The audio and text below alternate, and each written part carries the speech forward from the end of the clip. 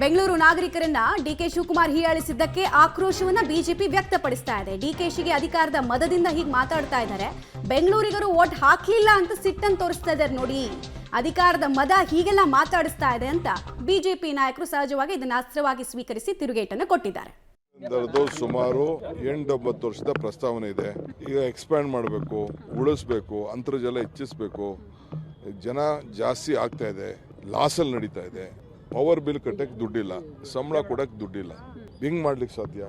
ನೋಡಿ, ಈಗಾಗಲೇ ಪೆಟ್ರೋಲ್ ದರ ಆಯಿತು, ಹಾಲಿನ ದರ ಆಯಿತು, ಸ್ಟ್ಯಾಂಪ್ ಡ್ಯೂಟಿ ಆಯಿತು, ಪಾಪರ್ ಔಟ್ ಇದೆ. ಸರ್ಕಾರ ಪ್ರತಿದಿನ ಅವ್ರಿಗೆ ಸಂಬಳ ಕೊಡೋಕ್ಕೂ ದುಡ್ಡಿಲ್ಲ, ಸ್ಕಾಲರ್ಶಿಪ್ ಕೊಡೋಕ್ಕೂ ದುಡ್ಡಿಲ್ಲ, ಪಾಪರ್ ಆಗಿ ಬರ್ಬತ್ತಾಗ್ಬಿಟ್ಟಿದೆ.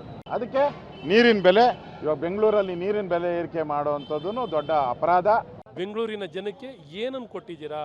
ಬೆಂಗಳೂರಿಂದ ರಕ್ತ ಇರ್ತಾ ಇದ್ದೀರಾ, ಬೆಂಗಳೂರಿಂದ ಲೂಟಿ ಹೊಡಿತಾ ಇದ್ದೀರಾ. ಬೆಂಗಳೂರು ಕೊಡುಗೆ ನಿಮ್ಮದು ಶೂನ್ಯ. ಹಾಗಾಗಿ ಇವೆಲ್ಲ ಒಂದು ಉಪಕಾರ ಸ್ಮರಣೆ ಅಂದ್ರೆ ಏನು ಅಂತ ಹೇಳಿ ಸ್ವಾಮಿ. ದರ ಏರಿಸಿ ಏರಿಸಿ ಏರಿಸಿ ಲೂಟಿ ಬಿಡಿ. ನೀವು ಪ್ರಾಮಾಣಿಕರಾಗಿರ್ರಿ. ಯಾಕೆ ದರ ಏರಿಕೆ ಆಗುತ್ತೆ ನನಗೂ ಗೊತ್ತಾಗಬೇಕು. ಯಾವ ಏರಿಕೆನೂ ಆಗಲ್ಲ.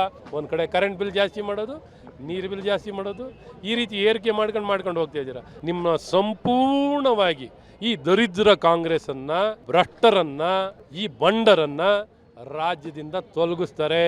ಬೆಂಗಳೂರನ್ನು ಕಂಡ್ರೆ ಆಗಲ್ಲ. ಬೆಂಗಳೂರಿನವ್ರ ಬಗ್ಗೆ ಅವರಿಗೆ ಬಹಳ ಸಿಟ್ಟಿದೆ. ಬೆಂಗಳೂರಿನವರು ಅವ್ರಿಗೆ ಓಟ್ ಹಾಕೋದಿಲ್ಲ, ಬೆಂಗಳೂರಿನವರು ಅವ್ರ ಮಾತು ಕೇಳೋದಿಲ್ಲ ಅನ್ನೋ ಕಾರಣದಿಂದ.